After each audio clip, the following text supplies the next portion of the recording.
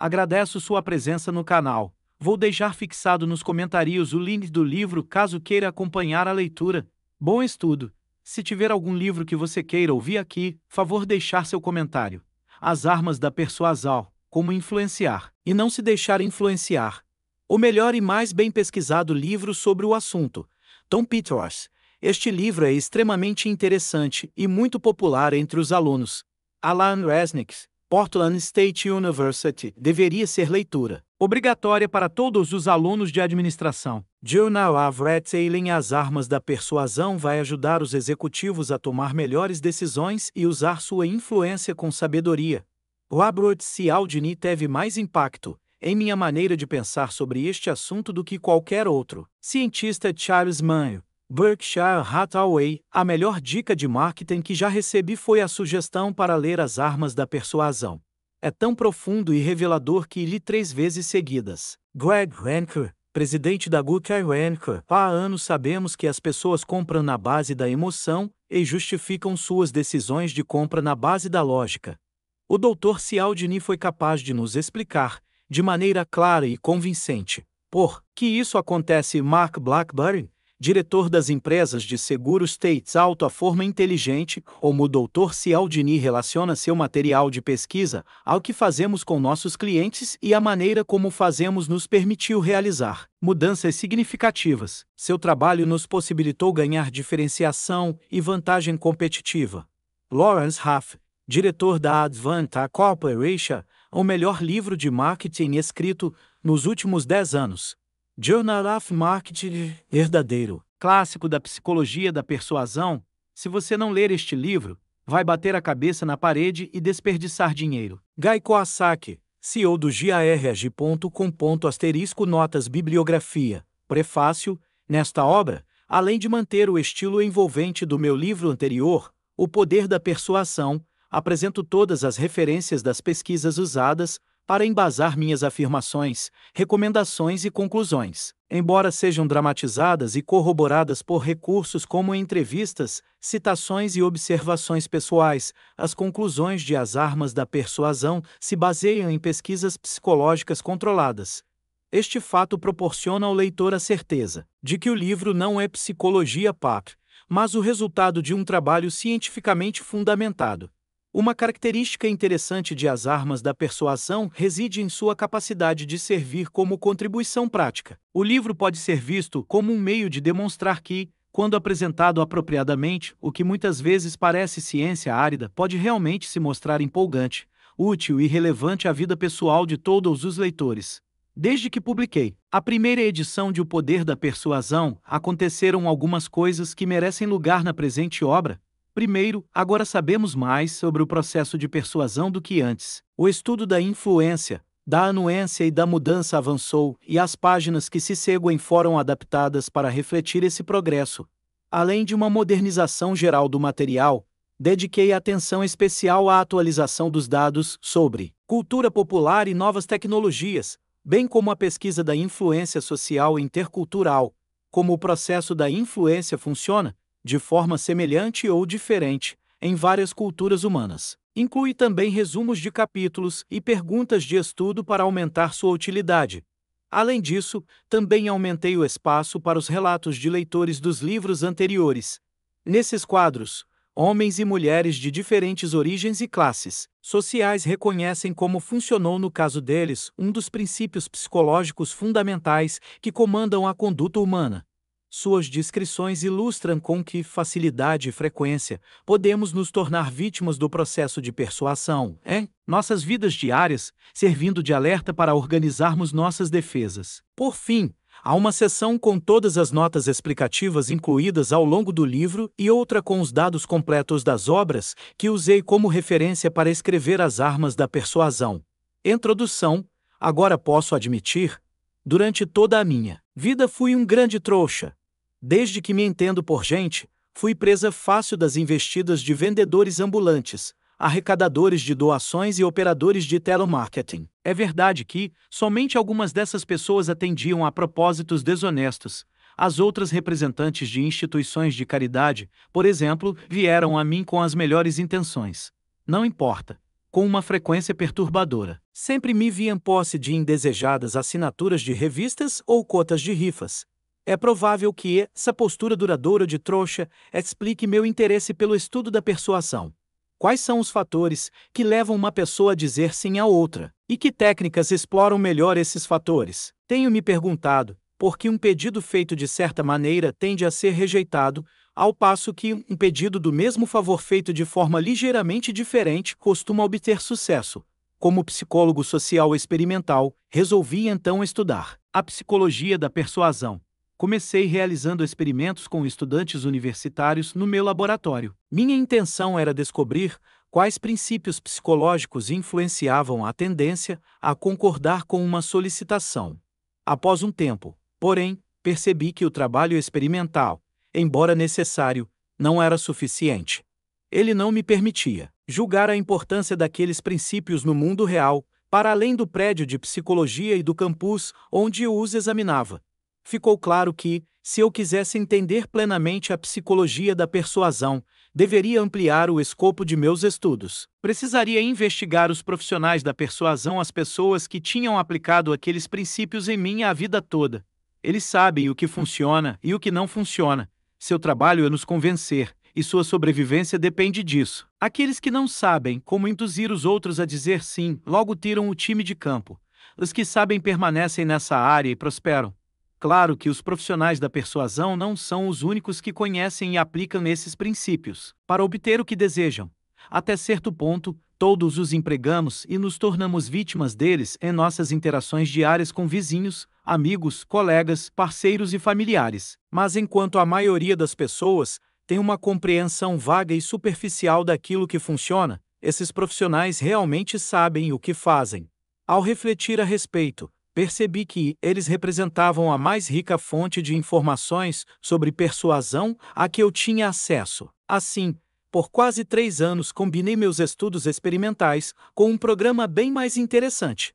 Mergulhei sistematicamente no mundo dos vendedores, arrecadadores de doações, publicitários, entre outros. Meu propósito era observar, de perto, as técnicas e estratégias mais comuns e eficazes usadas por uma grande variedade de profissionais da persuasão. Realizei entrevistas com eles e, outras vezes, com seus inimigos naturais, por exemplo, policiais de comissões antifraudes e órgãos de defesa do consumidor. Além disso, examinei os materiais que transmitem as técnicas de persuasão de geração para geração, como manuais de vendas e similares.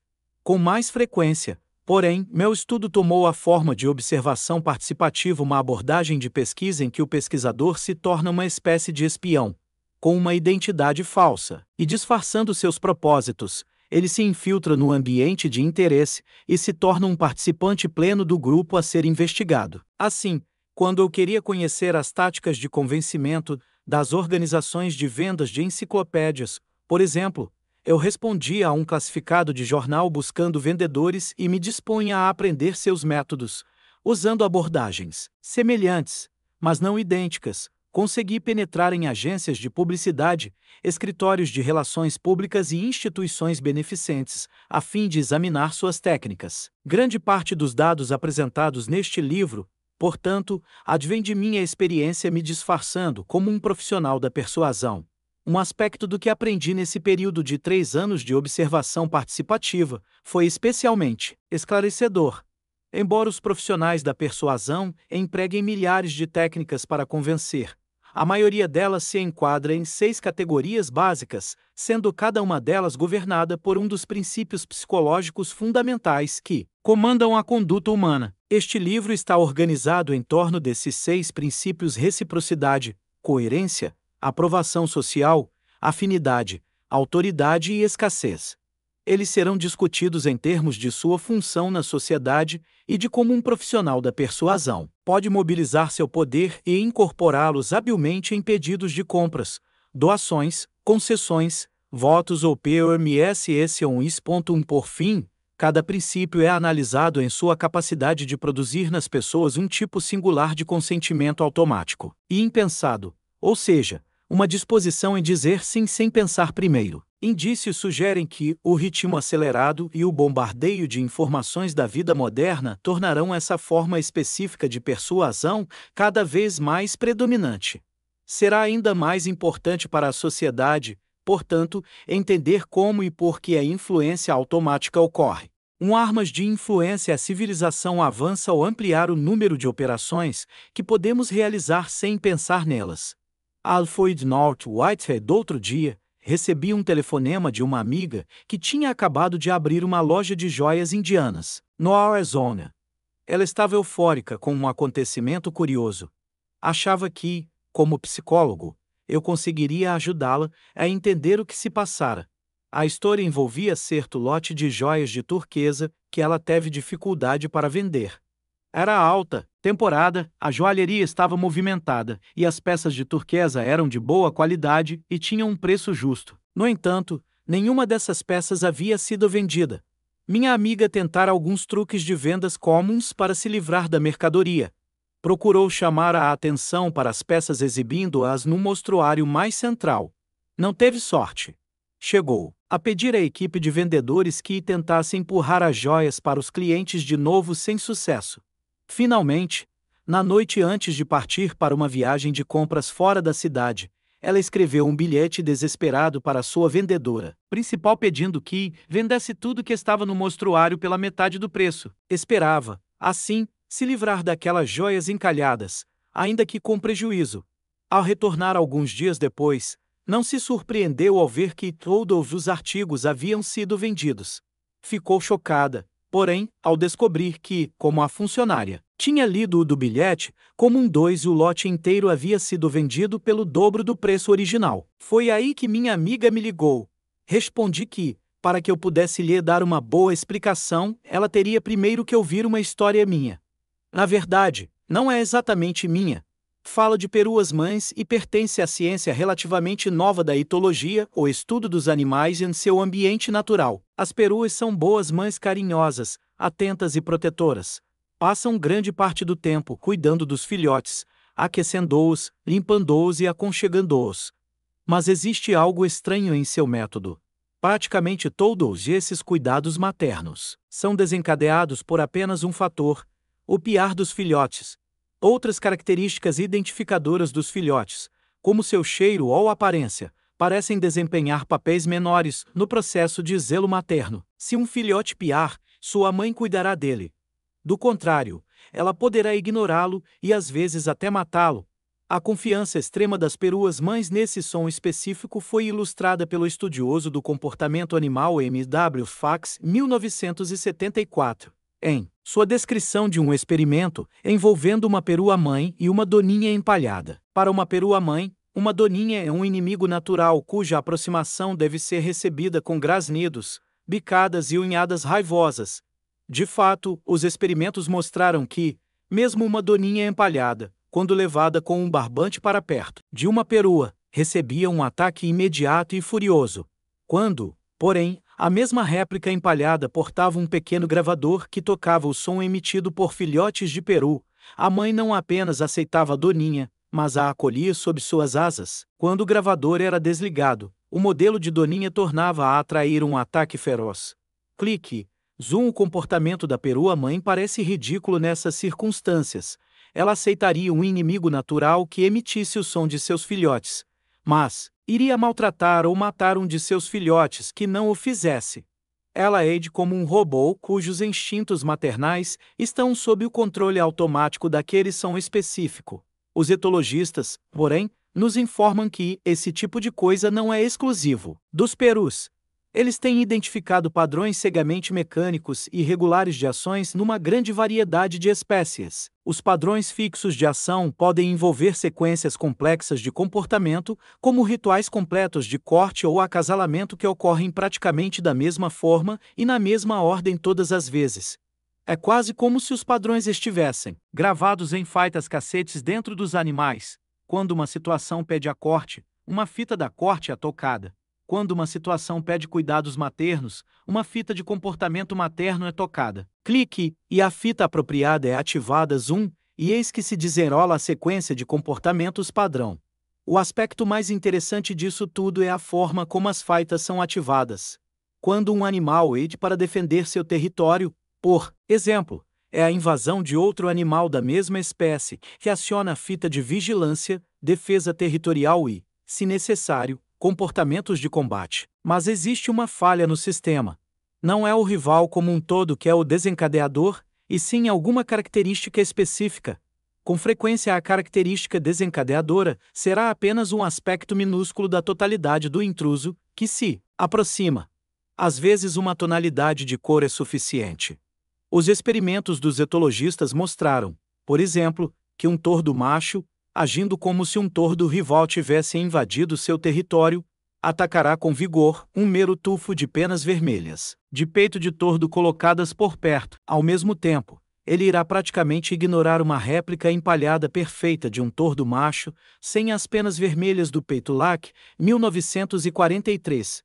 Resultados semelhantes foram encontrados em outra espécie de ave, o pisco, de peito azul, para o qual parece que o desencadeador da defesa territorial é um tom de azul específico das penas do peito peponim, 1960. Antes de criticarmos a facilidade com que as características desencadeadoras podem induzir alguns animais a reagir de formas totalmente inapropriadas à situação, devemos entender dois fatos. Primeiro, que os padrões fixos de ação desses animais funcionam muito bem na maior parte das vezes.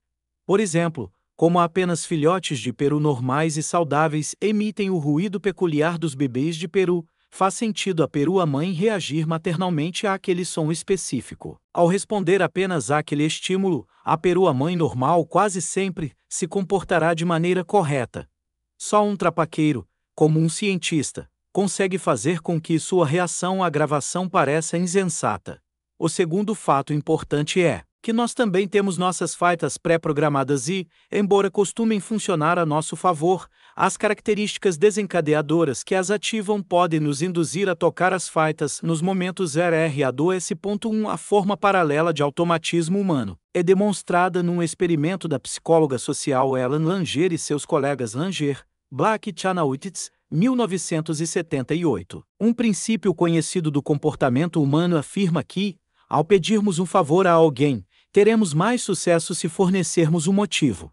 As pessoas simplesmente gostam de ter motivos para o que fazem. Bastard Shafir, 2000, Langer demonstrou esse fato previsível, pedindo um pequeno favor a pessoas que esperavam na fila para usar a copiadora de uma biblioteca. Com licença. Tenho 5 páginas. Posso usar a máquina de Xerox, porque estou com pressa. A eficácia desse pedido acompanhado de um motivo foi quase total. 94% das pessoas indagadas deixaram que ela passasse à sua frente na fila, quando ela fez o mesmo pedido sem dar uma justificativa. Com licença. Tenho 5 páginas. Posso usar a máquina de Xerox? Apenas 60% dos consultados concordaram. À primeira vista, parece que a diferença crucial entre os dois pedidos foi a informação adicional fornecida pelas palavras "porque estou com pressa". Entretanto, um terceiro tipo de pedido feito por Langer mostrou que não foi bem assim.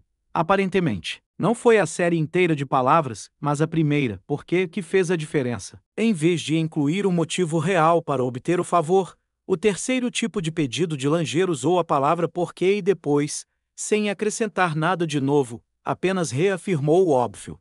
Com licença. Tenho 5 páginas. Posso usar a máquina de Xerox porque preciso tirar umas cópias? Nesse caso, mais uma vez quase todos os 93% concordaram, embora nenhum motivo real ou informação nova fossem acrescentados para justificar a concordância. Assim como o som dos filhotes de peru desencadeou uma reação maternal automática na perua-mãe, mesmo quando vindo de uma doninha empalhada, a palavra "porque" desencadeou uma reação de consentimento automático nas cobaias de Langer, mesmo sem receberem um motivo relevante para concordarem. Clique e zoom. Embora algumas descobertas adicionais de Langer mostrem que existem muitas situações em que o comportamento humano não funciona de forma mecânica, ativado por uma fita, ela e muitos outros pesquisadores estão convencidos de que ele quase sempre funciona. Barg e Williams, 2006, Langer, 1989. Por exemplo, Consideremos a estranha conduta daqueles clientes da joalheria que arrebataram um lote de joias de turquesa somente depois de oferecidas, por engano, pelo dobro do preço original. Não vejo sentido em seu modo de agir, a não ser, em termos do automatismo clique, zoom, os clientes, em sua maioria turistas endinheirados com poucos conhecimentos sobre a pedra turquesa, estavam usando um princípio padrão, um estereótipo para orientar suas compras. Caro é igual a bom. Muitas pesquisas mostram que pessoas em dúvida sobre a qualidade de um item costumam recorrer a esse estereótipo Cranley-Kahn, 2005. Assim, os turistas, que queriam joias de qualidade, acharam os itens de turquesa mais valiosos e desejáveis, quando apenas o valor foi destacado. O preço sozinho havia se tornado uma característica desencadeadora de uma percepção de qualidade, após ter sido ou MNTA do ponto 3CL Cauí, zoom no amor. Os rituais humanos de acasalamento não são tão rígidos quanto os dos animais. Mesmo assim, os pesquisadores têm descoberto regularidades impressionantes nos padrões da corte em muitas culturas humanas. Kenrick Keith, 1992. Por exemplo, em anúncios pessoais pelo mundo, as mulheres descrevem seus atrativos físicos, ao passo que os homens destacam sua riqueza material. Base Kenrick, 1998. Depoimento de leitor 11 de um doutorando em administração. Um proprietário de uma loja de joias antigas de minha cidade me contou como aprendeu a lição da influência social, que diz que produto caro é sinônimo de produto bom. Um amigo seu queria um presente de aniversário especial para a noiva. O joalheiro sugeriu um colar normalmente vendido em sua loja por $500, mas que estava disposto a oferecer ao amigo por $250. Apesar do entusiasmo inicial, o amigo desanimou ao lhe ser revelado o preço da joia e começou a desistir do negócio, porque queria algo realmente bonito para sua futura esposa. No dia seguinte, o joalheiro entendeu o que havia ocorrido e ligou para o amigo. Pediu que voltasse à loja, porque tinha outro colar para lhe mostrar. Dessa vez apresentou a peça nova pelo preço normal de $500. O amigo gostou tanto que quis comprar na hora. Mas, antes que o pagamento fosse feito, o joalheiro informou que, como presente de casamento, reduziria o preço para $250. O amigo adorou. Agora, em vez de achar o preço depreciativo, ficou muito feliz e grato por poder pagar a metade. Nota do autor: observe que, como no caso dos compradores das joias de turquesa, quem desdenhou o artigo de preço baixo foi alguém que queria ter certeza de adquirir uma boa mercadoria. Estou confiante de que, além da regra caro, bom, existe um outro lado da moeda, barato ruim, que também se aplica ao nosso modo de pensar. Reduzindo o risco com atalhos, é fácil culpar os turistas por suas compras insensatas, mas um exame meticuloso oferece uma visão mais benevolente. Eles foram educados pela regra, você recebe aquilo pelo que paga e confirmaram sua legitimidade várias vezes em sua vida. Em pouco tempo, simplificaram a regra para caro é sinônimo de bom. Esse estereótipo funcionou para eles no passado, já que em geral o preço de um artigo aumenta junto com seu valor. Um preço superior costuma refletir uma qualidade superior. Assim, quando se viram na posição de desejar uma boa joia de turquesa, mas sem conhecer direito essa pedra, compreensivelmente confiaram na velha regra do custo para avaliar o mérito da joia. Wall e Monroe, 1989. Embora sem perceber, ao reagirem apenas ao preço da turquesa, estavam procurando reduzir seu risco.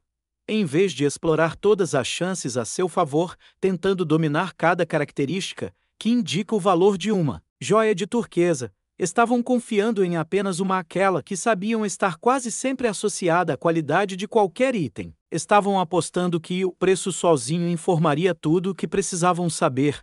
Dessa vez, porque alguém confundiu um com um 2, apostaram errado de modo geral, em todas as situações passadas e futuras da vida. Usar um atalho para reduzir o risco pode representar a abordagem mais racional possível. De fato, o comportamento estereotipado automático predomina em grande parte das ações humanas porque, em muitos casos, é a forma mais eficiente de comportamento. Gigerenzer e Goldstein, 1996 e, em outros, porque é simplesmente necessário. Bodenhausen, McRae e Sherman, 1999, Fisk e Melberg, 1990.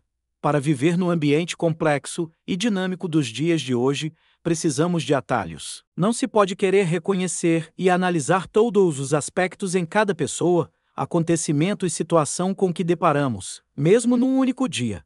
Não dispomos de tempo, energia ou capacidade para tal.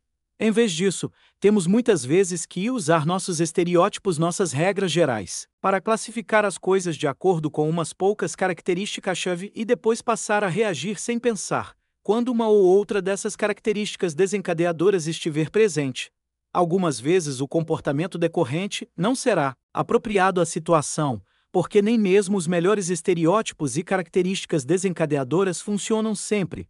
Somos obrigados a aceitar suas imperfeições, já que não há realmente outra escolha.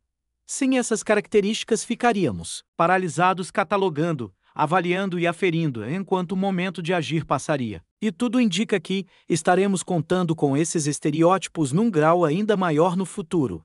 À medida que os estímulos saturadores de nossa vida continuarem se tornando mais complexos e variáveis, teremos que depender cada vez mais de nossos atalhos para lidar com todos eles.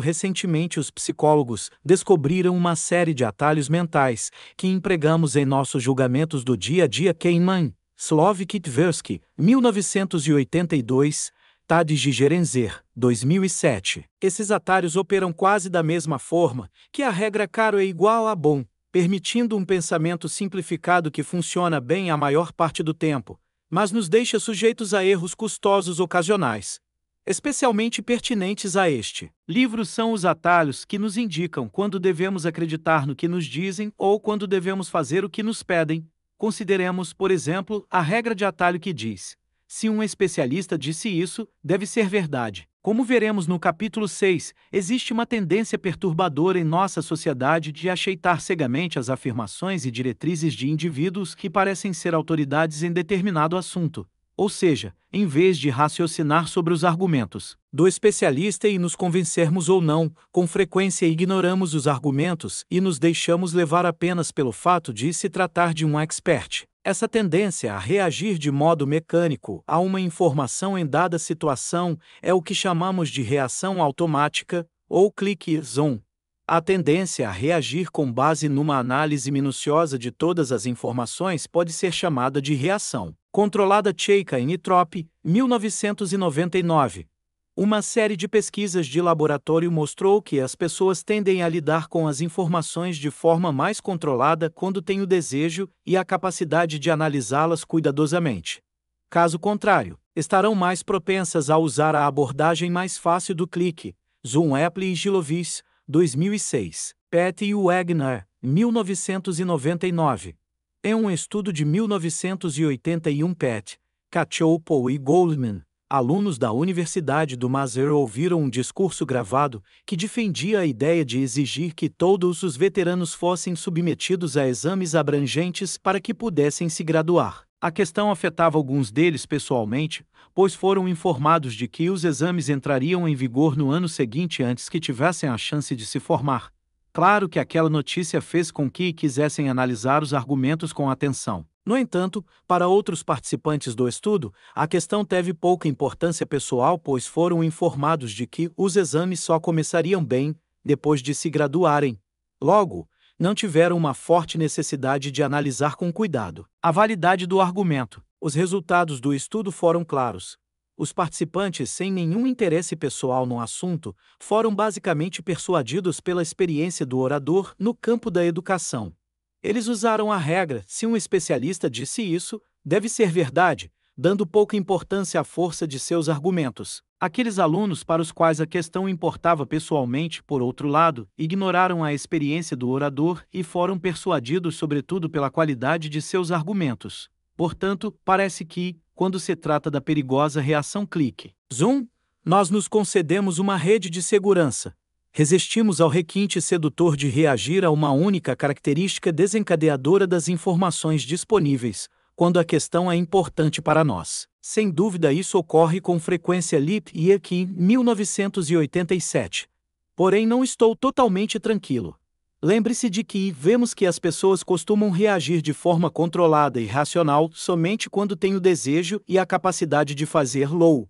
Há pouco tempo fiquei impressionado ao saber de indícios sugerindo que o modo e o ritmo da vida moderna não permitem a tomada de decisões 100% racionais, mesmo em muitos assuntos pessoalmente relevantes. Conan, 1978. Milgram, 1970. Ou seja, às vezes as questões podem ser tão complicadas, o tempo tão exíguo, as perturbações tão invasivas, a agitação emocional tão forte ou a fadiga mental tão profunda, que não temos condições cognitivas de agir de forma racional. Seja o assunto importante ou não, sentimos a necessidade de tomar um atalho.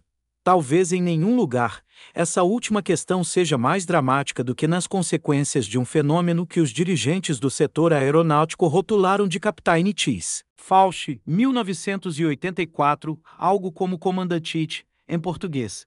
Investigadores de acidentes da Agência Reguladora da Aviação nos Estados Unidos, FAA, observaram que, muitas vezes, um erro óbvio cometido pelo comandante do avião não era corrigido pelos outros membros da tripulação e resultava em acidente. Parece que, apesar da forte e clara importância pessoal das questões, os membros da tripulação estavam empregando a regra de atalho. Se um especialista disse isso, deve ser verdade para reagir à desastrosa decisão do comandante Harper. Kidder e Cullen, 1971. Um depoimento de Thomas Watson Jr., ex-presidente da IBM, oferece um ótimo exemplo desse fenômeno. Durante a Segunda Guerra Mundial, ele foi designado para investigar acidentes aéreos em que oficiais de alta patente foram mortos ou feridos. Um dos casos envolvia um famoso general da Força Aérea chamado Zhao Eng. Antes de um voo, seu copiloto adoeceu e precisou ser substituído. O novo copiloto se sentiu honrado por estar voando ao lado do lendário general. Durante a decolagem, Eng começou a cantar mentalmente, acompanhando a canção com um balançar da cabeça. O copiloto interpretou o gesto como um sinal para puxar as rodas. Embora estivessem devagar demais para levantar voo, ele recolheu o trem de pouso, fazendo com que o avião despencasse de barriga. No acidente, uma pá da hélice atingiu as costas de Eng, dilacerando sua coluna e deixando-o paraplégico. Watson, 1990, descreveu a explicação do copiloto para sua ação. Depoimento de leitor 11 de um doutorando em administração. Um proprietário de uma loja de joias antigas de minha cidade me contou como aprendeu a lição da influência social, que diz que produto caro é sinônimo de produto bom. Um amigo seu queria um presente de aniversário especial para a noiva. O joalheiro sugeriu um colar normalmente vendido em sua loja por $500, mas que estava disposto a oferecer ao amigo por $250. Apesar do entusiasmo inicial, o amigo desanimou ao lhe ser revelado o preço da joia e começou a desistir do negócio, porque queria algo realmente bonito para sua futura esposa. No dia seguinte, o joalheiro entendeu o que havia ocorrido e ligou para o amigo. Pediu que voltasse à loja, porque tinha outro colar para lhe mostrar. Dessa vez apresentou a peça nova pelo preço normal de $500. O amigo gostou tanto que quis comprar na hora.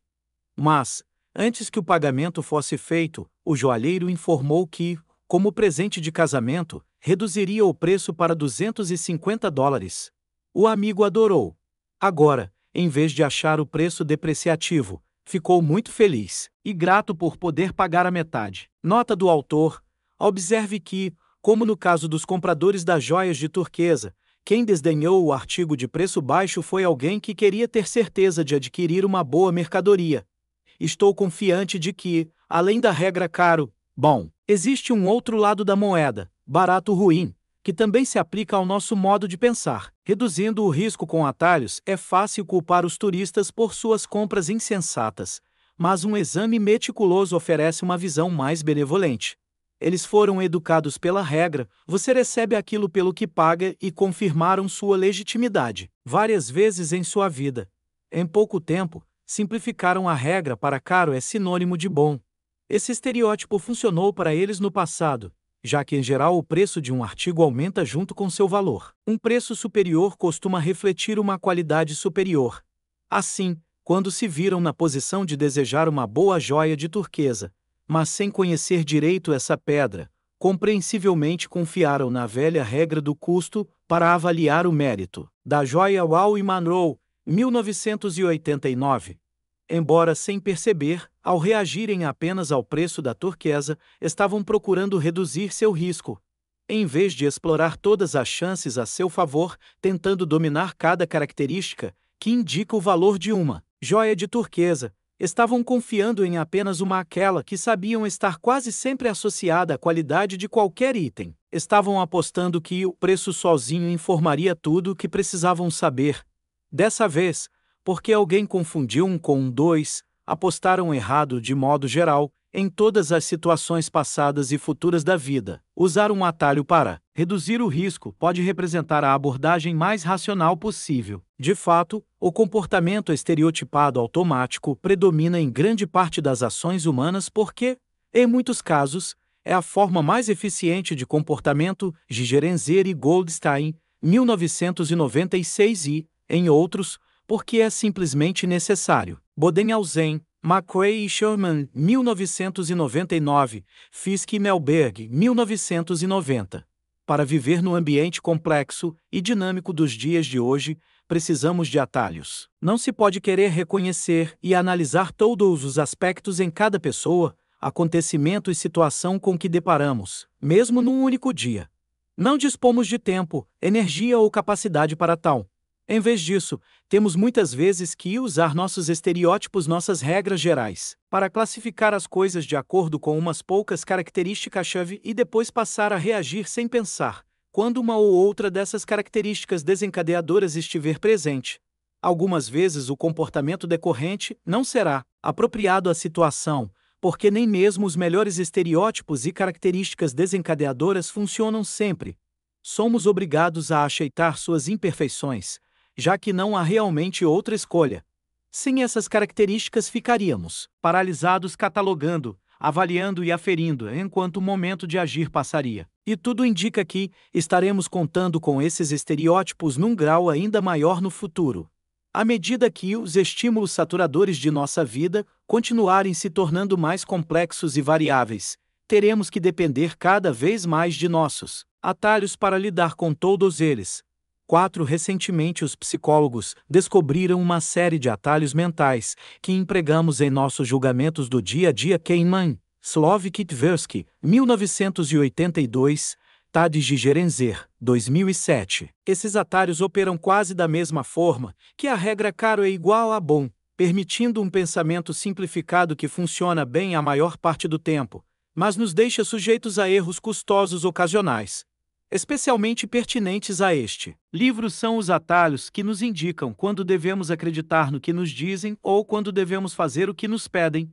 Consideremos, por exemplo, a regra de atalho que diz: se um especialista disse isso, deve ser verdade. Como veremos no capítulo 6, existe uma tendência perturbadora em nossa sociedade de aceitar cegamente as afirmações e diretrizes de indivíduos que parecem ser autoridades em determinado assunto.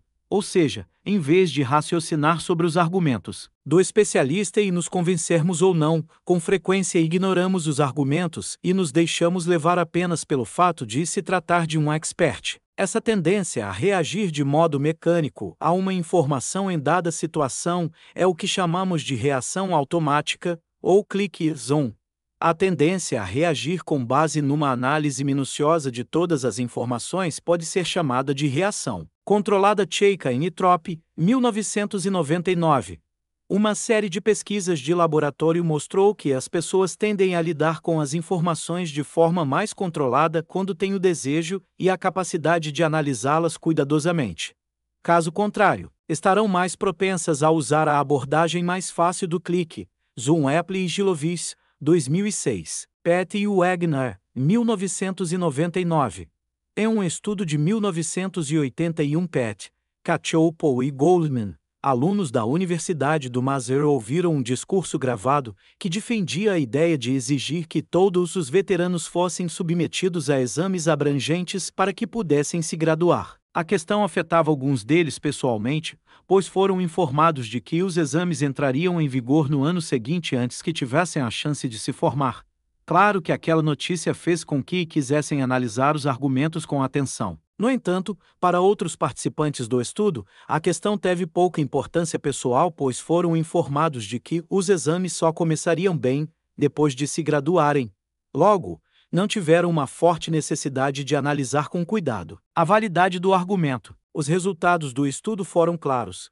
Os participantes, sem nenhum interesse pessoal no assunto, foram basicamente persuadidos pela experiência do orador no campo da educação.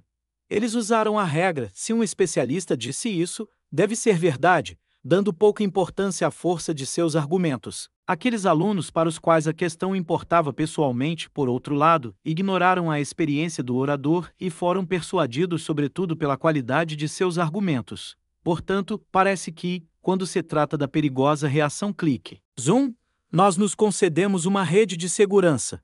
Resistimos ao requinte sedutor de reagir a uma única característica desencadeadora das informações disponíveis, quando a questão é importante para nós. Sem dúvida, isso ocorre com frequência Lip e aqui em 1987. Porém, não estou totalmente tranquilo.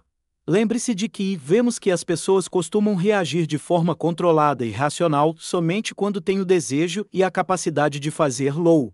Há pouco tempo fiquei impressionado ao saber de indícios sugerindo que o modo e o ritmo da vida moderna não permitem a tomada de decisões 100% racionais, mesmo em muitos assuntos pessoalmente relevantes. Conan, 1978. Milgram, 1970. Ou seja, às vezes as questões podem ser tão complicadas, o tempo tão exíguo, as perturbações tão invasivas, a agitação emocional tão forte ou a fadiga mental tão profunda, que não temos condições cognitivas de agir de forma racional. Seja o assunto importante ou não, sentimos a necessidade de tomar um atalho. Talvez em nenhum lugar, essa última questão seja mais dramática do que nas consequências de um fenômeno que os dirigentes do setor aeronáutico rotularam de Captain Cheese. Fauci, 1984, algo como Comandante It, em português.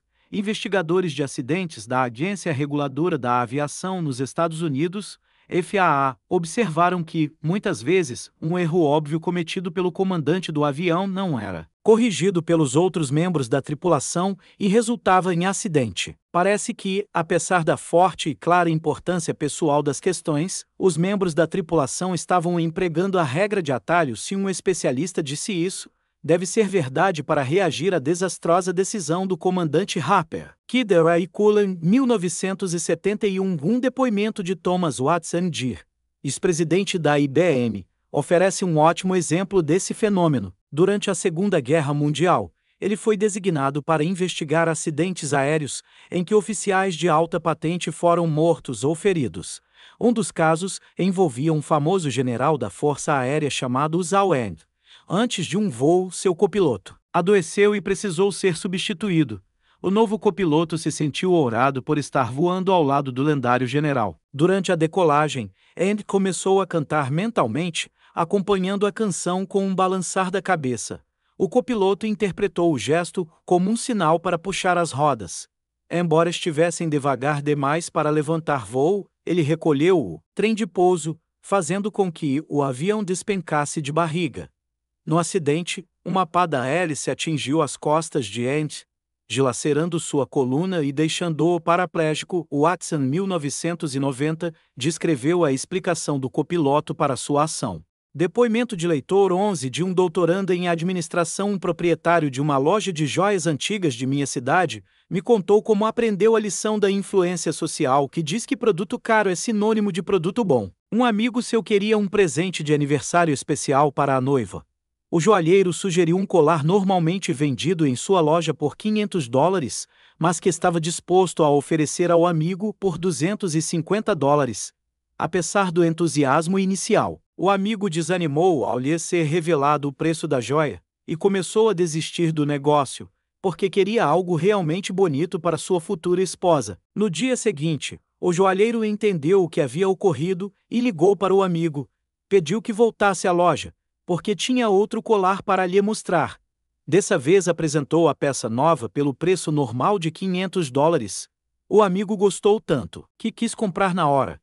Mas, antes que o pagamento fosse feito, o joalheiro informou que, como presente de casamento, reduziria o preço para $250. O amigo adorou. Agora, em vez de achar o preço depreciativo, ficou muito feliz e grato por poder pagar a metade. Nota do autor: observe que, como no caso dos compradores das joias de turquesa, quem desdenhou o artigo de preço baixo foi alguém que queria ter certeza de adquirir uma boa mercadoria. Estou confiante de que, além da regra caro, bom, existe um outro lado da moeda, barato ruim, que também se aplica ao nosso modo de pensar. Reduzindo o risco com atalhos, é fácil culpar os turistas por suas compras insensatas, mas um exame meticuloso oferece uma visão mais benevolente. Eles foram educados pela regra, você recebe aquilo pelo que paga e confirmaram sua legitimidade várias vezes em sua vida. Em pouco tempo, simplificaram a regra para caro é sinônimo de bom. Esse estereótipo funcionou para eles no passado, já que em geral o preço de um artigo aumenta junto com seu valor. Um preço superior costuma refletir uma qualidade superior. Assim, quando se viram na posição de desejar uma boa joia de turquesa, mas sem conhecer direito essa pedra, compreensivelmente confiaram na velha regra do custo para avaliar o mérito. Da joia Wow e Monroe, 1989. Embora sem perceber, ao reagirem apenas ao preço da turquesa, estavam procurando reduzir seu risco.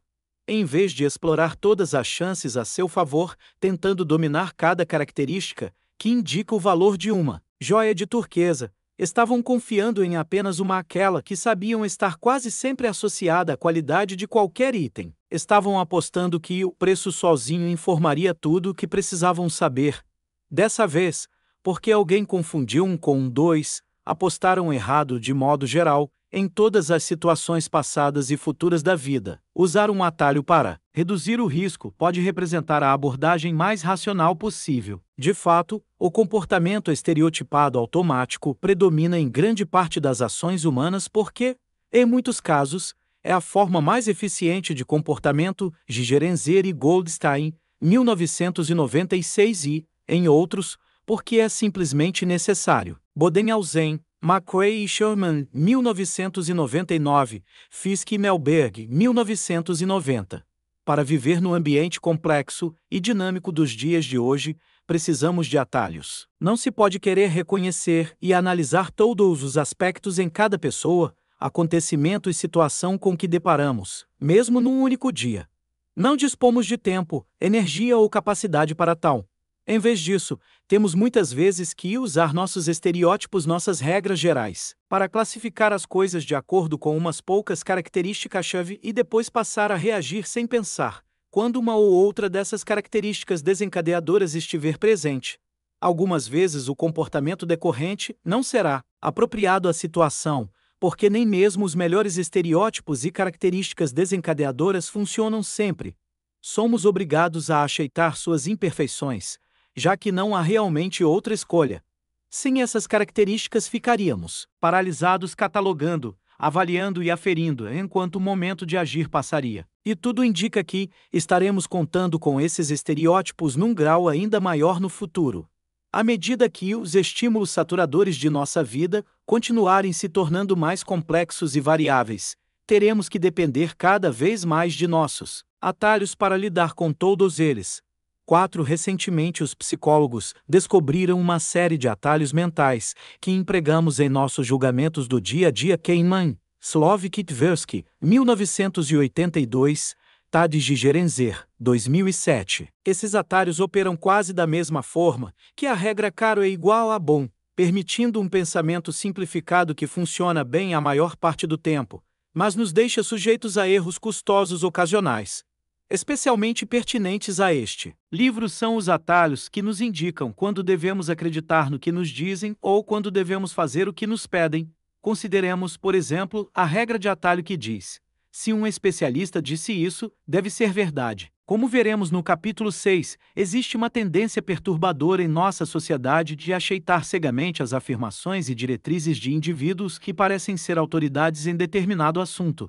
Ou seja, em vez de raciocinar sobre os argumentos do especialista e nos convencermos ou não, com frequência ignoramos os argumentos e nos deixamos levar apenas pelo fato de se tratar de um expert. Essa tendência a reagir de modo mecânico a uma informação em dada situação é o que chamamos de reação automática, ou clique zoom.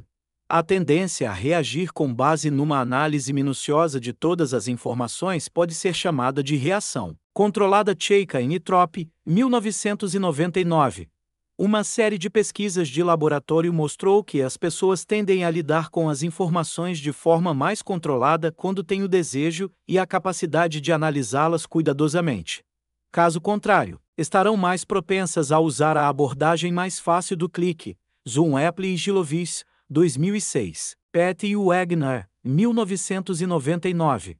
Em um estudo de 1981, Pett, Cacioppo e Goldman, alunos da Universidade do Maser, ouviram um discurso gravado que defendia a ideia de exigir que todos os veteranos fossem submetidos a exames abrangentes para que pudessem se graduar. A questão afetava alguns deles pessoalmente, pois foram informados de que os exames entrariam em vigor no ano seguinte antes que tivessem a chance de se formar. Claro que aquela notícia fez com que quisessem analisar os argumentos com atenção. No entanto, para outros participantes do estudo, a questão teve pouca importância pessoal, pois foram informados de que os exames só começariam bem depois de se graduarem. Logo, não tiveram uma forte necessidade de analisar com cuidado a validade do argumento. Os resultados do estudo foram claros. Os participantes, sem nenhum interesse pessoal no assunto, foram basicamente persuadidos pela experiência do orador no campo da educação.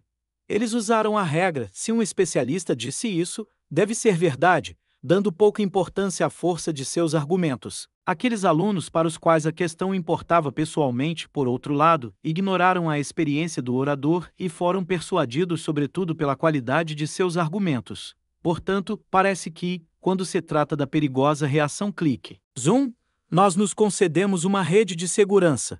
Resistimos ao requinte sedutor de reagir a uma única característica desencadeadora das informações disponíveis, quando a questão é importante para nós. Sem dúvida, isso ocorre com frequência. Lip e aqui, 1987.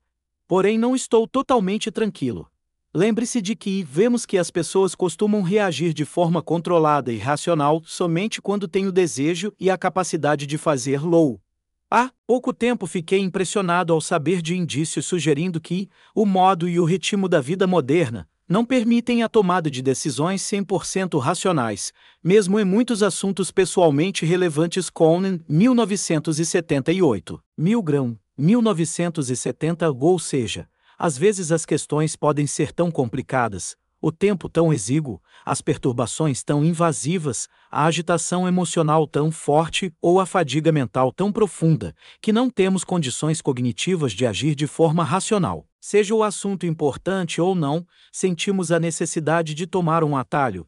Talvez em nenhum lugar, essa última questão seja mais dramática do que nas consequências de um fenômeno que os dirigentes do setor aeronáutico rotularam de Captain Cheese. Fauci, 1984, algo como Comandante It, em português. Investigadores de acidentes da Agência Reguladora da Aviação nos Estados Unidos, FAA, observaram que, muitas vezes, um erro óbvio cometido pelo comandante do avião não era corrigido pelos outros membros da tripulação e resultava em acidente. Parece que, apesar da forte e clara importância pessoal das questões, os membros da tripulação estavam empregando a regra de atalho. Se um especialista disse isso, deve ser verdade para reagir à desastrosa decisão do comandante Harper. Kidder e Cullen, 1971. Um depoimento de Thomas Watson Jr., ex-presidente da IBM, oferece um ótimo exemplo desse fenômeno. Durante a Segunda Guerra Mundial, ele foi designado para investigar acidentes aéreos em que oficiais de alta patente foram mortos ou feridos. Um dos casos envolvia um famoso general da Força Aérea chamado Zhao Eng. Antes de um voo, seu copiloto adoeceu e precisou ser substituído. O novo copiloto se sentiu honrado por estar voando ao lado do lendário general. Durante a decolagem, Eng começou a cantar mentalmente, acompanhando a canção com um balançar da cabeça. O copiloto interpretou o gesto como um sinal para puxar as rodas. Embora estivessem devagar demais para levantar voo, ele recolheu o trem de pouso, fazendo com que o avião despencasse de barriga. No acidente, uma pá da hélice atingiu as costas de Eng, dilacerando sua coluna e deixando-o paraplégico. Watson, 1990, descreveu a explicação do copiloto para sua ação.